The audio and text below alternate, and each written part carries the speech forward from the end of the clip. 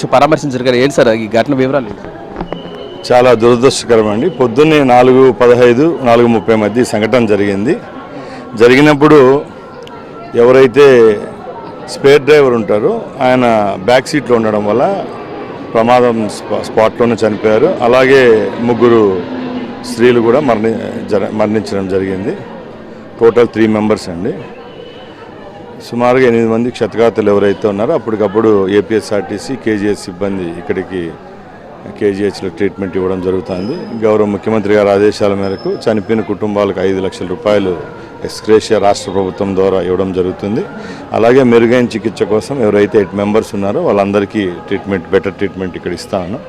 ఇలాంటి సంఘటనలు జరగకుండా ఉండేదానికి ఏపీఎస్ఆర్టీసీలో అలాగే ప్రైవేట్ ట్రావెల్స్ బస్సుల్లో 7 to 8 అవర్స్ జర్నీ మించితే డబుల్ డ్రైవర్ సిస్టమ్ని కూడా తీసుకొని వచ్చాము. ఇప్పుడు కూడా ఎవరైతే చనిపోయాడో ఆయన కూడా మా ఏపీఎస్ఆర్టీసీకి సంబంధించిన స్పేర్ డ్రైవరే.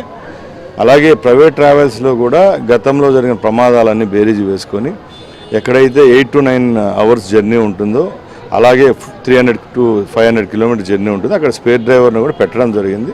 ఇలాంటి సంఘటనలు జరిగినప్పుడు ఎవరైతే ఆ కుటుంబాల్లో చనిపోయిన వాళ్ళకు అలాగే ప్రమాదానికి గురైన కుటుంబాల్లో ఆ భావోద్వేగాలు వాళ్ళ యొక్క బాధ మేము అర్థం చేసుకోగలం. తప్పకుండా అండి ఏపీఎస్ఆర్టీసీలో మెరుగైన ట్రాన్స్పోర్టేషన్ ఇచ్చేదానికి చర్యలు తీసుకుంటారు. అయితే కొంతమంది బాధితులు ఆరోపిస్తున్నారు ఒకరే డ్రైవర్ అన్నారు, అది ఎంతవరకు నిజం సార్?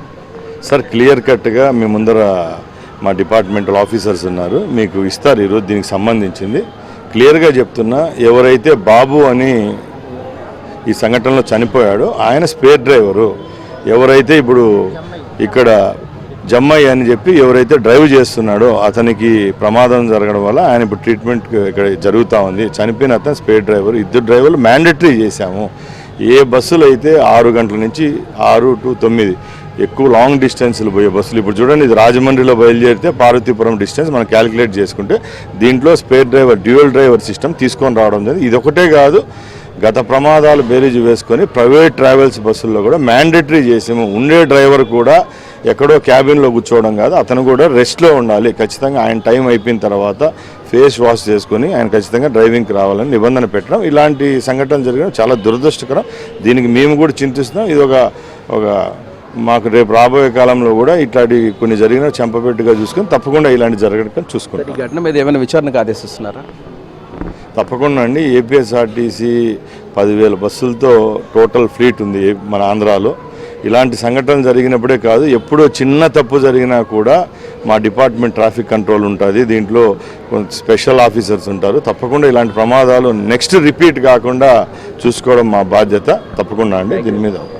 సార్ ఇది మొత్తం మీద పరిస్థితి గాజువాకలో జరిగిన ప్రమాదం పట్ల ఏపీ టీడీపీ అధ్యక్షుడు పల్లా శ్రీనివాసరావు అలాగే రవాణా శాఖ మంత్రి రాంప్రసాద్ రెడ్డి తీవ్ర దిగ్భ్రాంతి వ్యక్తం చేశారు.